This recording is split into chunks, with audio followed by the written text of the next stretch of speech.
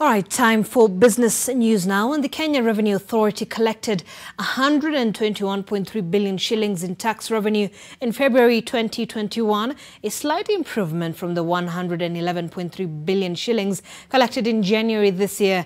This brings the total tax revenue collection for financial year 2020-2021 to 906.2 billion, registering 57.8% of the targeted 1.57 trillion shillings. Data from the National Treasury indicates that the country has thus far mopped up 598.8 billion shillings in domestic debt in the current financial year, implying it has hit 76% of the amount targeted for sourcing from the domestic market.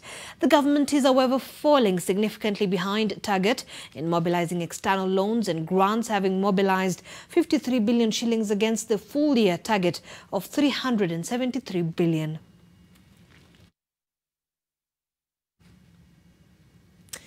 And the Competition Authority of Kenya is warning Kenyans that some of the companies claiming their products are 100% biodegradable are dishonest. The CAK has termed some of those claims that do not provide consumers with full composting information as superfluous.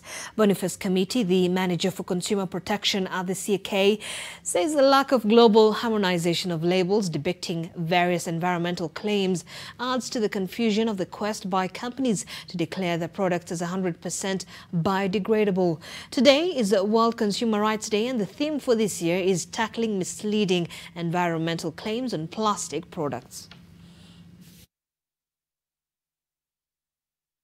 And a section of digital taxi drivers have given digital taxi companies 14 days to address a number of issues raised by the driver community, failure to which they would boycott their services.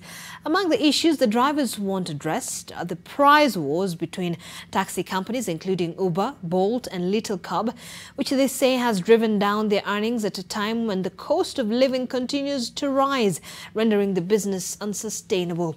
This is not the first time digital drivers in Kenya have threatened or went for their demands, which also include a review of commissions earned by the taxi applications and a recognition of taxi drivers as workers who qualify for social security benefits. It cannot be a business whereby one side of the coin is earning and the other side is crying. Under that title, you have been calling us partners.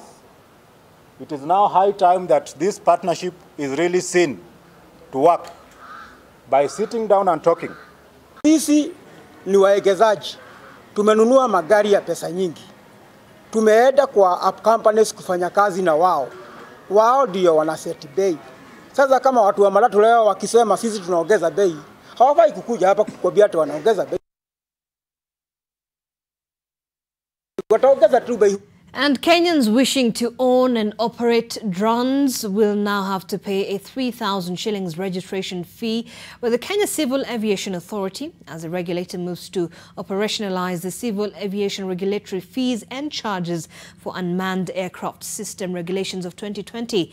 The regulations were recently approved by Parliament. An import permit of 3,000 shillings will also be charged for those wishing to import the gadget, according to the new cost structure, which will see users pay for different charges depending on the category of risks posed by their operations. The new charges are a reduction from the revoked rates under the Kenya Civil Aviation Remotely Piloted Aircraft Systems regulations of 2017.